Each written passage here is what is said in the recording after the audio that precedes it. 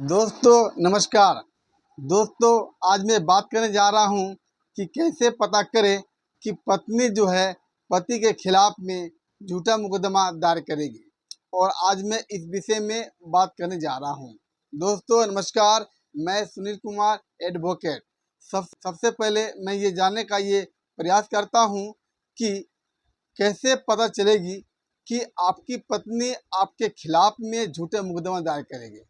तो आप ये जान लें, जब आप शादी विवाह कर लेते हैं और पत्नी जब आपके घर आ जाती है तो कुछ दिन के बाद पता चलता है कि वो मोबाइल से जो है अपनी मायके वालों के साथ काफ़ी समय से बात करती है और मोबाइल में वो काफ़ी समय व्यतीत करती है।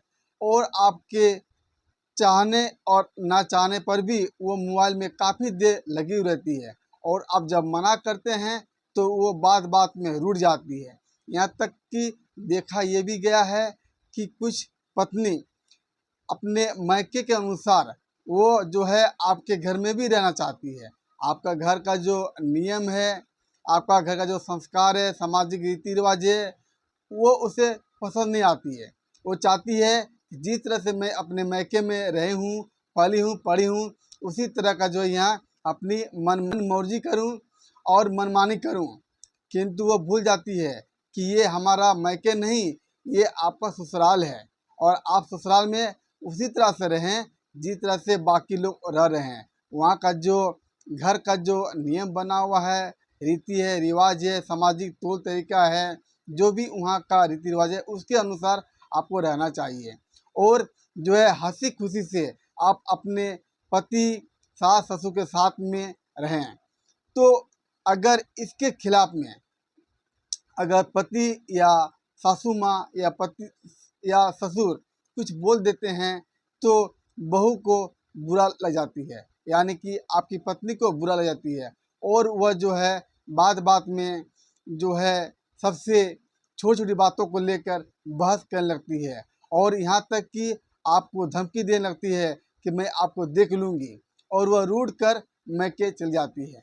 तो आप ये जान लें, जब आपकी पत्नी आपको धमकी देकर और रूठ कर जब वो मैके चली जाती है तो समझ लीजिए कि आपको जो है कुछ दिन के बाद आपको वो मुकदमा कर सकती है।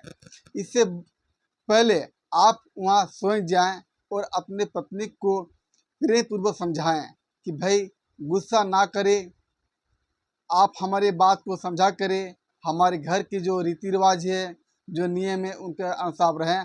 आप उन्हें समझा बुझा कर आप अपने घर को ले आएँ।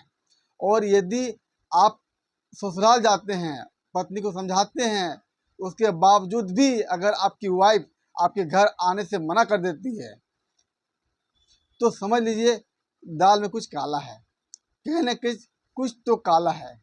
और हो सकता है कुछ दिन के बाद जो है आपको फिर कोर्ट का नोटिस आ जाए आपके पास। फिर कुछ दिन बाद ये पता चलता है कि आपके खिलाफ में जो है थाना में या कोर्ट में मामला दर्ज कर ली गई है और झूठा मुकदमा आपके खिलाफ, आपके माता पिता के खिलाफ में दर्ज कर ली है। तो मित्रों आप ये जान ले, यहाँ पर डरने की आवश्यकता नहीं है और आप हताशा ना होएं। आप संयम से काम ले और बुद्धि से काम लें। जो भी नोटिस आई है आप जवाब जो है शांतिपूर्वक और सत्य निष्ठा पूर्वक से दें। आप जो है वकील के माध्यम से अपने केस में अपने केस की तारीख में आप अपीयर हुए, अपने बात को रखें। आपकी पत्नी चाहती है वो मनमानी करने के लिए, वो जो उनका डिमांड है, जो चाहती है वही करे, वैसी बात नहीं है, वैसा नहीं चलेगी। आपका घर का जो नियम बना हुआ है उसी नियम के अनुसार उनको रहना है। तो आप डरने की बात नहीं है। आप अपने बात को न्यायालय में रखें और जो भी आपके पत्नी केस करती है उसका जो है आप जवाब जो है शांतिपूर्वक और सबूत के साथ में पेश करें। ना कि आप डर के वो जो बोलेगी आप उस पर कंप्रोमाइज करके आप जो है उनको लेके आएँ, ऐसी बात नहीं है। आप उनको तभी लेके आएँ जब वो आपका कहना मानेगी और जो उचित है, जो समाज के तौर पर, आपका फैमिली के तौर पर, जो आपका घर के रीति रिवाज के अनुसार जो उचित होगा, जो अच्छा होगा, अगर उस पर वो मानती है तो ठीक है, अदरवाइज कोर्ट में मामला चलेगा ही, सच का सच, झूठ का झूठ होगा ही। इसलिए डरने की कोई बात नहीं है। और आगे भी अगर बात नहीं मानते हैं तो हो सकता है इसके अलावा आपके खिलाफ में और एक दो केस हो जाए, तो भी आपको डर के सामना करना पड़ेगा, ना कि आप हताशा हों। इसलिए हताशा ना होएं, और आप केस केस अगर आपकी पत्नी खेल रही है तो आप भी जो है हिम्मत करके उनका सामना करने के लिए तैयार रहें, और ना कि आप डर के मारे, हताशा होकर मारे, आप टेंशन लेके, चिंता होकर जो है आप नर्वस हो जाएं। ठीक है मित्रों, आप जो है शांतिपूर्वक तरीके से न्यायालय में पेश आवें, अपने बात को रखें। ठीक है मित्रों, थैंक्स फॉर वॉचिंग।